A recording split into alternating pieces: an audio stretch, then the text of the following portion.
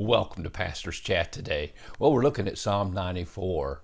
Psalm 94 is like many of the other Psalms that deal with the unjust treatment of the helpless by the wicked, the people that are being exploited by the rich and by the evil people of the world. When we see those young girls being sexually exploited by evil men for their own greed and evil purposes, there's something inside of us that rises up and says that's wrong. When we see the bully beating up the little child, we know inside that should not be. Something needs to be done about that. And I'm convinced, because God is a God of justice. God is a righteous God. He always does what is right. And He created us in His image. There's something inside of us that desires justice to be done. And when we see it, what should we do? What should we do? Well, the psalmist gives us at least four things we should do. First, in the first verses 1 through 7, he prays, and he prays out and cries out to God. Secondly, we talked about in verses 8 through 11 that he teaches us there that we are to warn the wicked of his judgment that will be coming from God if he doesn't straighten up.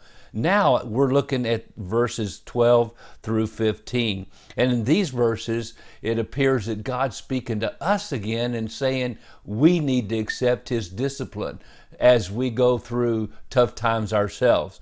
And he says in verse 12, Blessed is the man whom you instruct, O Lord, and teach out of your law. And so the psalmist turns to himself, this unknown writer of this psalm, turns to himself and said, the person is blessed who listens to the disciplines of God Himself. And I believe it starts with us. Judgment must begin at the house of God. Before we can help others, especially the helpless, the hopeless, and do what is needed in helping them as they face the adversities and the unjust treatment of the wicked, we have to make sure our motivations are right. Our heart is right. Blessed is the man whom you instruct, whom you discipline, whom you teach out of your law. What? Why? Because the law is God's final standard. In other words, that's the Word of God. That's where we find what is right, what is wrong, what we need to deal with, what we need to think about, what is going on in the world. You know, sometimes we have heard the saying, it really would help us if we understood people better by putting ourselves in their shoes.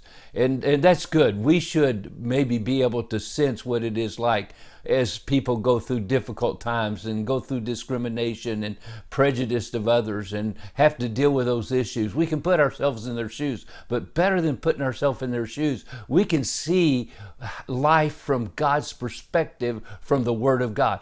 What does God think about it? Well, that's where we learn in His Word, in His truth, in His law. And He instructs us and teaches us out of it. And that, He says in verse 13, that you may give him rest from the days of adversity until the pit is dug for the wicked.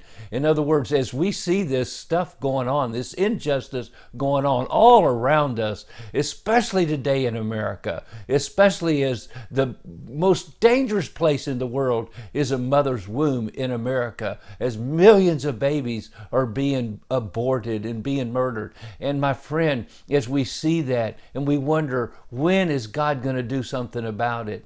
It tells us we can take refuge in the Lord and knowing that He is they're just digging a pit for themselves. We have rest, we have peace, even as we look at the injustices of life. In verse 14, for the Lord will not cast off His people, nor will He forsake His inheritance, but judgment will return to righteousness, and all the upright in heart will follow it. Boy, what a promise.